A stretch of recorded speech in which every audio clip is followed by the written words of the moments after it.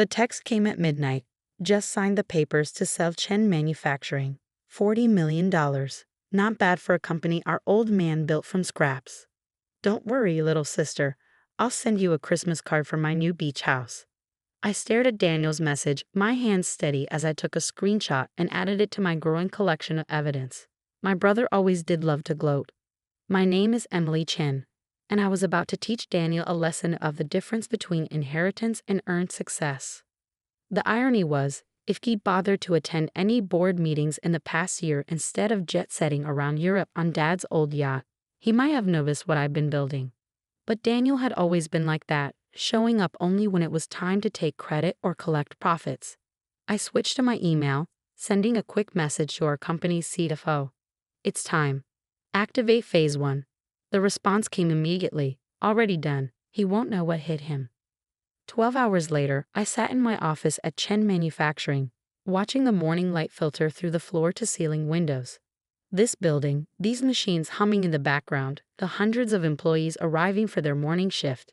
It was all part of our parents' legacy. A legacy Daniel was trying to sell to the highest bidder. Mom and Dad had built this company from nothing after immigrating from China in the 1980s.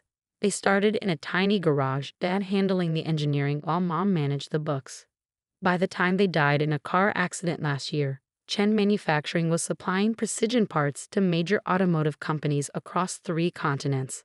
My phone buzzed, a call from Rachel, my best friend since college and now our head of legal. Emily, you need to see this. Daniel just sent the preliminary sales agreement to the board. The numbers. They're not what he thinks they are. I smiled, opening my laptop. Send it over. The document appeared in my inbox moments later. There it was in black and white. Daniel's grandiose plan to sell our family's company to Titan Industries, a corporate giant known for buying family businesses and stripping them for parts. What my brother hadn't realized was that over the past year, while he was busy spending company money on luxury cars and younger girlfriends, I'd been quietly restructuring everything. Each board meeting he skipped, each document he signed without reading, brought me one step closer to protecting what our parents had built. Did you see page 17? Rachel asked, still on the line. The shared distribution clause? Yes, he still thinks he controls 51% of the company because he's the eldest son. Rachel's laugh was sharp. Should we tell him about the trust conversion? Not yet. Let him figure it out when he tries to close the deal. After hanging up, I walked through the factory floor, greeting employees by name. Unlike Daniel, who couldn't tell a laugh from a drill press, I'd spent every summer here since I was 16, learning every aspect of the business from the ground up. Dad used to say, success isn't inherited, it's earned. Daniel never understood that. He thought being the firstborn son entitled him to everything: the company, the respect, the legacy. He'd never bothered to learn the business, assuming it would simply fall into his lap. My phone buzzed again, this time with a message from Daniel. Board meeting tomorrow at 9. Try not to embarrass yourself when I announce the sale. I typed back, wouldn't miss it. That evening, I met with key members of our management team at my house. The same house where Mom and Dad had hosted countless company celebrations, where they taught me the value of treating employees like family. Everything's in place, reported Mark, our operations manager. The audit records, the trust documents, everything. And the employees? I asked. Sarah from HR smiled. They're ready. Every single one of them signed the statement. I looked around the room at these people who'd worked alongside my parents for decades, who'd watched Daniel's increasingly erratic behavior over the past year with growing concern. Tomorrow's going to be difficult, I said. Are you all sure about this? Mark spoke first, his voice firm. Your parents didn't build this company to have it torn apart by Titan Industries. We're with you. The next morning, I arrived early at the office, watching the sunrise paint the Chen Manufacturing sign in shades of gold. Mom had designed that sign herself, incorporating elements that symbolized both our Chinese heritage and American dreams.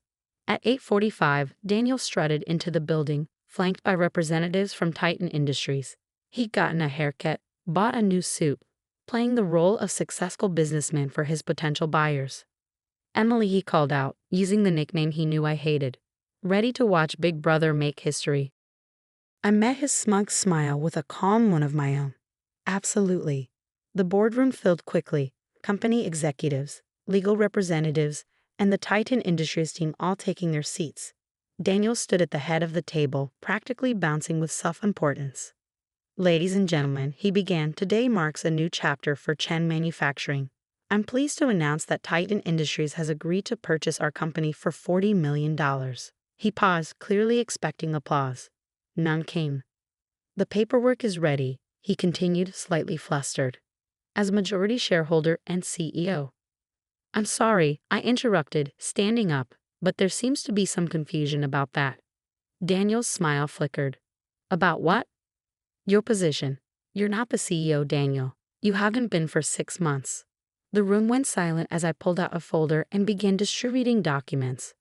What are you talking about? Daniel demanded, his face reddening. Of course I'm the CEO.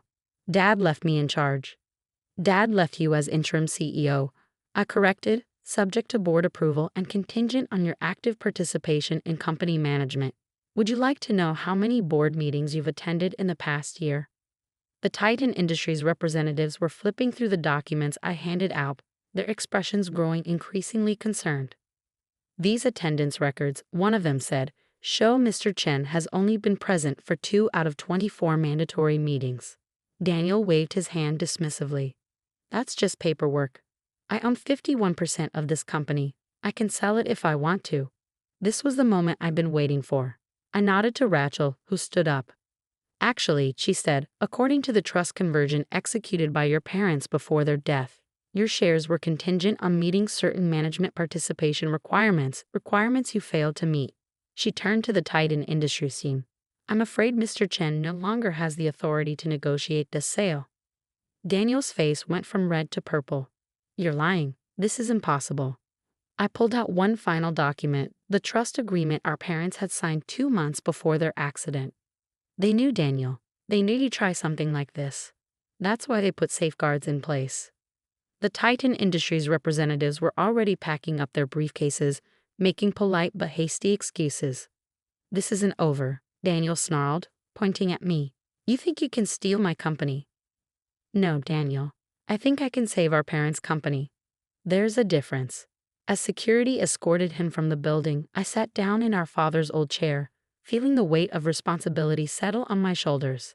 Phase 1 was complete, but the real work was just beginning. My phone buzzed, a message from Rachel. Ready for Phase 2? I looked out at the factory floor, where employees were gathering, waiting to hear what would happen next. They trusted me, supported my plan, believed in my vision for the company's future. Yes, I replied. It's time to show everyone what Chen Manufacturing can really do. The media coverage started the next day. Family drama at Chen Manufacturing. CEO ousted in failed sale attempt. Read the headlines. My phone was flooded with calls from reporters, all wanting to know how the quiet younger sister had outmaneuvered her flashy brother. I ignored them all, focusing instead on the message that had just arrived from Daniel's lawyer. Our client contests the validity of the trust conversion. Prepare for legal action. I forwarded it to Rachel, who responded immediately. Let him try. Your parents made everything ironclad. The next few weeks were a blur of activity. While Daniel waged his legal battle, I concentrated on strengthening the company. Every morning, I arrived before sunrise, just like Dad used to do. Every evening, I was the last to leave, reviewing contracts, meeting with team leaders, learning everything I could about where we could improve. You don't have to do everything yourself, Mark said one night, finding me still at my desk at 9 p.m. That's what got Daniel in trouble, thinking he had to be the one in control of everything. I looked up from the production reports I was reviewing.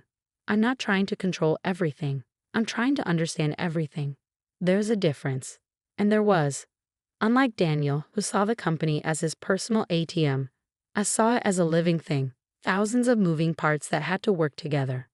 Every decision affected real people with real families. A month after the failed sale, I called an all-hands meeting in the main factory floor. Hundreds of employees gathered, their faces a mix of curiosity and concern. Many of you have worked here for decades, I began. You helped my parents build this company from nothing. When they died, my brother saw that legacy as his birthright, but I see it differently. I clicked to the first slide of my presentation, our new company structure. Starting today, Chen Manufacturing is becoming an employee-owned company. Every full-time employee will receive shares, with additional shares available based on years of service. The room erupted in murmurs. This was what I'd been working on for the past year, transforming the company into something that couldn't be sold out from under the people who'd helped build it. My parents believed in building things that last, I continued. Not just machines, but relationships, community, future. That's what we're going to do together. The applause was deafening. In the back of the room, I saw older employees wiping away tears. They'd known my parents, understood exactly what this meant. Later that afternoon, Rachel rushed into my office. Daniel's lawyer just filed an emergency injunction, trying to stop the employee ownership transition. They're requesting a hearing next week. I nodded, already prepared for this. Good. Time to show the judge exactly why we did this. The hearing was set for Tuesday morning. I arrived at the courthouse early, dressed in one of Mom's old suits that I'd tailored. Daniel showed up late, looking disheveled, with an expensive lawyer at his side. This is theft, he declared as soon as the judge asked him to explain his position. My sister has stolen my birthright through legal trickery. I sat quietly as his lawyer presented their case, claiming the trust conversion was invalid, that our parents couldn't have intended to disinherit their son. When it was our turn, Rachel stood up. Your Honor, we'd like to present evidence of why the trust conversion was not only valid but necessary. For the next hour, we showed the judge everything. Daniel's absences from board meetings, his misuse of company funds, the trail of poor decisions that had nearly bankrupted us twice. But the most damaging evidence came from an unexpected source. We'd like to play a video, Rachel announced, recorded by James and Margaret Chen 6 months before their deaths. Daniel's head snapped up as our parents appeared on the courtroom screen. They were sitting in Dad's study, looking serious but determined. If you're watching this, Dad began, it means Daniel has tried to sell the company. We knew this day might come. Our son has many qualities. But he never understood what we built here isn't just a business. It's a family. Mom spoke next, her voice gentle but firm. Emily, if you're seeing this, it means you've done what we hoped, protected not just the company, but the people who make it work. The trust conversion wasn't about punching your brother. It was about preserving our real legacy.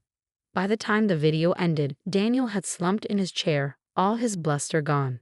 The judge took only 15 minutes to make his decision. The trust conversion stands, he declared. Furthermore, Mr. Chen's claims of theft are dismissed with prejudice. Outside the courthouse, Daniel caught up to me. You've ruined everything, he spat. I could have made us rich. I turned to face him, really looking at my brother for the first time in months. We were already rich, Daniel, not just in money, but in what Mom and Dad built. You just never saw it. So that's it? I get nothing. You get exactly what the trust stipulates, a living allowance, contingent on you seeking employment and counseling. The choice is yours. He stormed off, but I noticed his shoulders were slumped, defeated. For the first time, he looked less like the entitled heir and more like a lost son. Back at the factory, the transformation was already underway. Employee owners walked with new purpose, offering suggestions, taking initiative. We landed 3 major new contracts in the first month alone. 6 months later, I stood on the factory floor again, this time celebrating our most profitable quarter ever. The employee ownership program had energized everyone, leading to innovations and efficiencies we never imagined. Your parents would be proud, Mark said, watching the celebrations. They'd be proud of all of us, I replied. That evening, as I was leaving the office, I found an unexpected visitor waiting in the lobby. Emily, Daniel said, I've been in therapy, trying to understand everything. I waited, letting him find the words. I never saw it, what Mom and Dad were really building. I just saw the money, the status.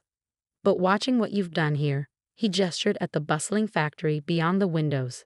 I get it now. What do you want, Daniel? He pulled out a piece of paper, a job application. I want to learn, really learn from the ground up. If you'll let me. I studied my brother's face, seeing something new there, humility, maybe even wisdom. Start Monday, I said. 6 a.m. sharp. You'll work with Mark in operations, learning every machine, every process, no shortcuts. His smile was different now, smaller, but more real. Thank you, Emily. As I watched him leave, I thought about mom and dad, about legacy and learning, about the difference between inheriting something and earning it. The next morning, I arrived at my usual time, before sunrise. The factory was quiet, but not for long. Soon it would pulse with life, with purpose, with the dreams of hundreds of employee owners working to build something lasting. My phone buzzed, a message from Rachel. "Did you really hire Daniel?" "Everyone deserves a chance to earn their place," I replied. "Even him." And that was the real lesson, wasn't it? Success isn't about what you're given. It's about what you build, who you help along the way, and the legacy you choose to create. Dad used to say every machine in the factory had a story. Now I understood. We all have stories. The trick is making sure they're worth telling.